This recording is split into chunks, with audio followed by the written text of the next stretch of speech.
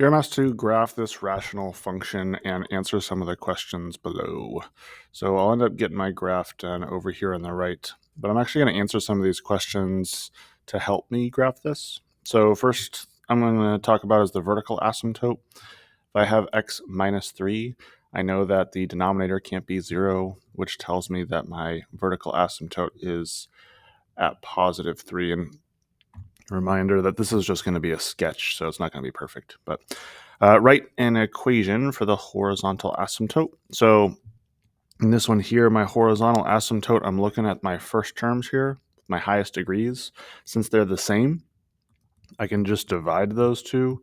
And when I do that, I get -5. So my horizontal asymptote on this one is going to be equal to -5. If that method doesn't really resonate with you, you could also technically just divide these two things here to turn it into transformation form. It'll give you the same horizontal asymptote, or in this case, that'll be what turns into the k value.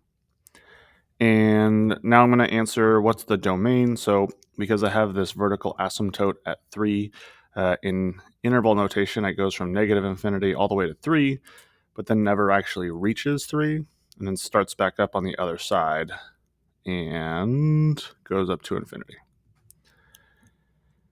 And then I could plug in some x and y values. I'm going to leave it here and just kind of sketch it. But if I wanted to be more specific, I could plug in certain x values and y values to see what I get. For example, like the two main ones that we usually like to do is try and find the x and the y intercept. I'll just go ahead and plug in x equals 0 to find the y-intercept to see where my curves are at. And when I do that, I end up getting -2/3 as my coordinate. So when x is 0, y is -2/3.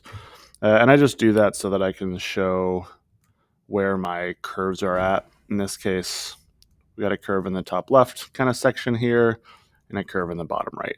And there's my rough sketch of this graph.